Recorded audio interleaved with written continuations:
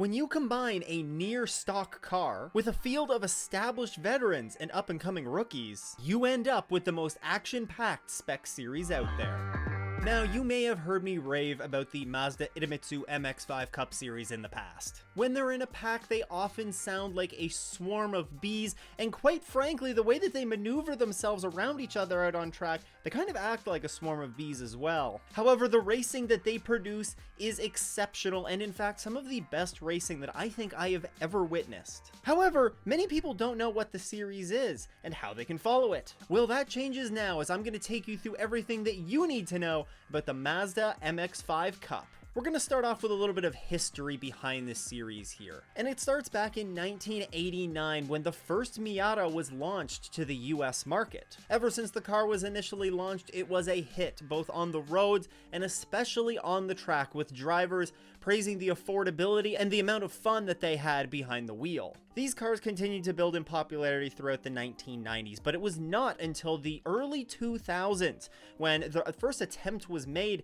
to create a national united series that these cars could race in. Previous iterations of racing with these MX-5 cars where they would have their own class within the race that they'd be able to race within, but it wasn't until 2006 when there was a separate class and a separate series actually that was created solely for these popular cars. It was a national series and it was called the Mazda MX-5 Cup. The new series would be a spec series, meaning that every single car and every single driver that was out there would be running the same identical car that was prepared by Mazda Speed. The creation of this new series coincided with the launch of the third generation Mazda MX-5 Cup car. This car would go on to be used for some time, as it would be run in the series until the end of the 2015 season. The 2016 season saw the introduction of the fourth generation of MX-5, which after a set of upgrades in 2019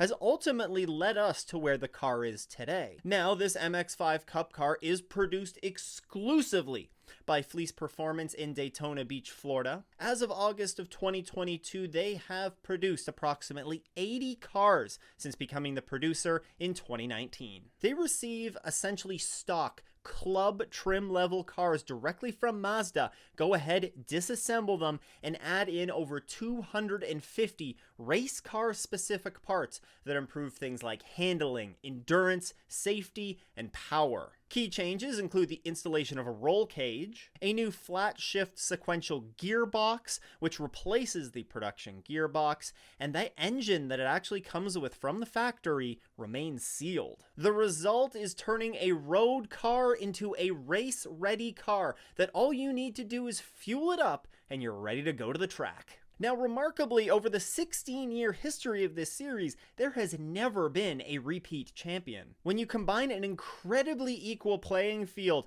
with a large purse of almost $1.2 million for this upcoming 2023 season, you create a series that is very, very competitive and has some great racing. In fact, it's becoming quite clear that the incredibly close nature of the racing, combined with the great prize money here, it's really helped evolve this series from a stepping stone series where drivers would stop in, do a season or two before moving up the ladder, to really being a destination series where drivers will stay and they will race for many years. Now, the part that you, the fan, probably care about the most is the quality of racing. And you need to look no further than the MX-5 Cup for some of the best racing around. Just look back at some of these finishes a short while ago from Michelin Raceway Road Atlanta, where an incredible final race ultimately culminated in Jared Thomas being crowned champion. More incredibly close side-by-side racing to the start-finish line at Watkins Glen. From 29th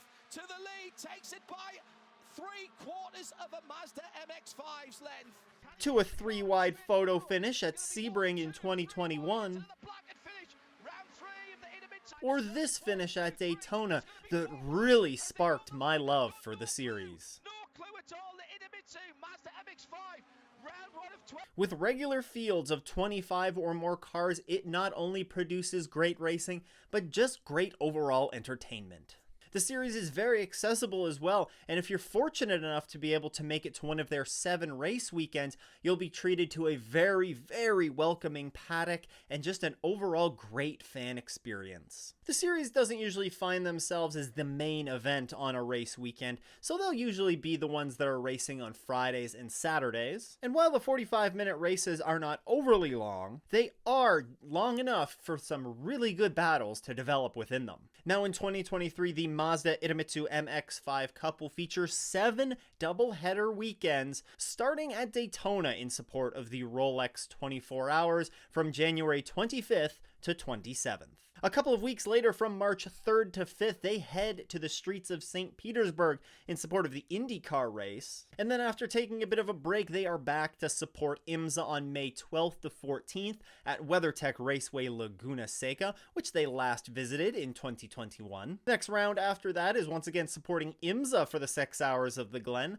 They'll be racing there from June 22nd to 24th, before they head to Road America on August 4th to 6th. This year, they return to supporting the IMSA WeatherTech Sportscar Championship after they supported NASCAR's race at Road America in 2022. Then they head to VIR on August 25th to 27th, before rounding out their season at Michelin Raceway Road Atlanta on October 11th to 13th. Now, if you can't make it to the track, don't worry. There's great ways to watch the action either live or shortly after the fact. All of the races are streamed live on IMSA TV, and they are made available afterwards on the IMSA YouTube page. Now, whether you're heading to the track to see a short MX-5 Cup race or going to see the 24 Hours of Daytona, you want to make sure that you're comfortable at the track. You can check out my list of trackside essentials right here. A big shout out for all the support from our early patrons. If you too want to support the show, then you can head to patreon.com/offintheesses. Once again though, thanks for tuning in. I hope everyone has a great race weekend and doesn't go